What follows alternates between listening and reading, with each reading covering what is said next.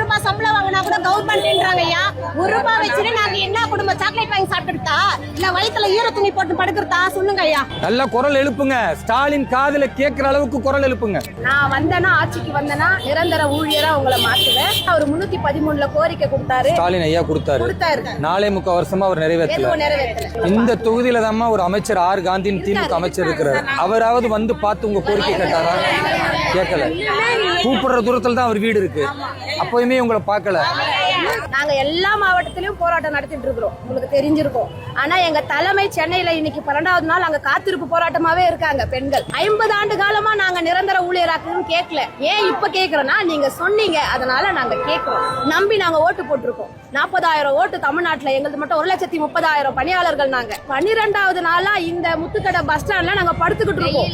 Rest room கிடையாது, சாப்பாடு கிடையாது. நாங்க எடுத்துட்டு வந்து சாப்பிட்டுட்டு இந்த நடு ரோட்ல படுத்துட்டு இருக்கோமே. நீங்க அழைச்சியாச்சும் எங்களை பேசலாம்ல, எங்க கோரிக்கை என்னாச்சும் கேட்கலாம்ல, பரிசீலிக்கிறேன்னு சொல்லலாம்ல. மகளிருக்காக நான் ரொம்ப பாடுபடுறேன். ஐயா ஸ்டாலின் வந்து நேத்து 5,000 ரூபாய் கொடுத்தாரு. அந்த திட்டம் கூட உங்களுக்கு கிடையாது.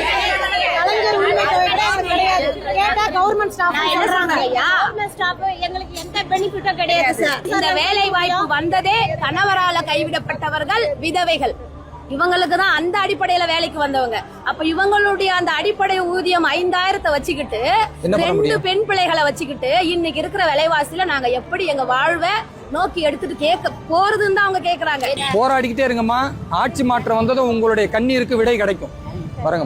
அன்பு தமிழ் நெஞ்சங்களுக்கு வணக்கம். நான் உங்கள் வேலூர் இப்ராஹிம். இன்றைக்கு 13 நாட்களாக தமிழகம் முழுக்க அங்கன்வாடியில் இருக்கிற பகுதி நேர தாய்மார்கள் தமிழக அரசிடத்துல ஒரு கோரிக்கையை வைத்து போராடி கொண்டே இருக்கிறாங்க. அது என்ன கோரிக்கைனா, ஐயா ஸ்டாலின் தேர்தல் வாக்குறுதியாக அவர் வெற்றி பெறுவதற்கு முன்னால வாக்குறுதி எண் 313ல அங்கன்வாடியில் இருக்கிற பகுதி நேர ஊழியர்களை முழுமையான அரசு பணியாளர்களாக மாற்றுவோம் வாக்குறுதி கொடுத்தார். அதை நம்பி தமிழகத்தில் இருக்கக்கூடிய 40,000க்கும் மேற்பட்ட அங்கன்வாடியினுடைய ஊழியர்கள் எல்லோரும் வாக்களித்தார். இதுல ஒரு கொடுமை என்னன்னா, அங்கன்வாடி ஊழியர்களாக இருக்கக்கூடிய ஒரு பெரும்பாலும் கணவனால் கைவிடப்பட்டவர்கள், விதவைகள், ஏழை தாய்மார்கள். இந்த ஏழை தாய்மார்களுடைய அந்த சிரமத்தை கொஞ்சம் கூட கண்டுகொள்ளாம 4.25 ஆண்டுகள் இருக்கக்கூடிய இந்த நாசகர திமுக ஆட்சியில எதுவும் செய்யல.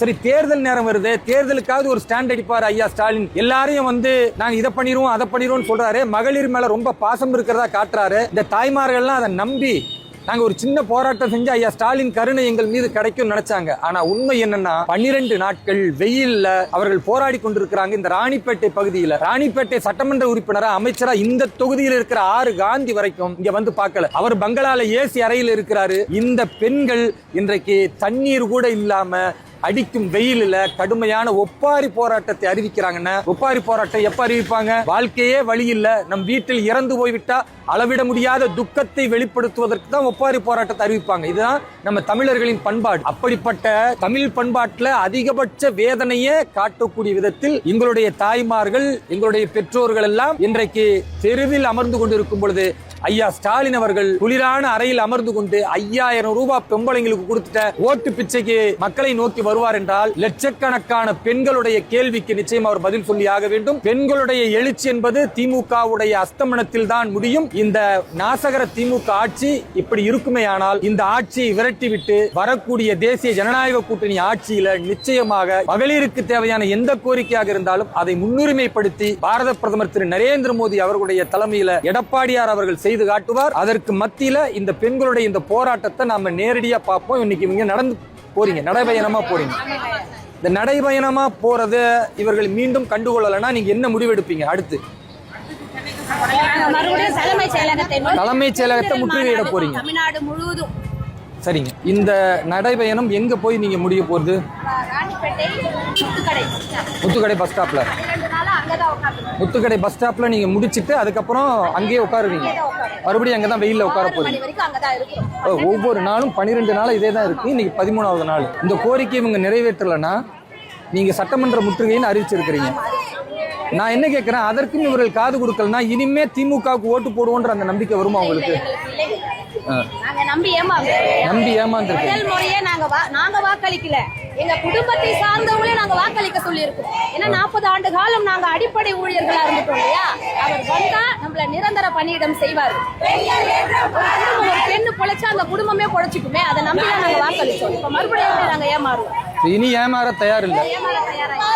தமிழக முதல்வர் ஐயா ஸ்டாலின் அவர்கள் இந்த கஷ்டப்படக்கூடிய இந்த பெண்கள் வெயிலையும் மழையிலையும் 12-13 நாட்கள் சிரமப்பட்டுக்கிட்டு இருக்கிறாங்க. இந்த பெண்களுடைய கண்ணீருக்கு நிச்சயமா பதில் சொல்லி ஆகணும், இல்லை என்றால் உங்களை தூக்கி எறிவார்கள் என்பதை ஐயா ஸ்டாலின் புரிந்து கொள்ள வேண்டும்.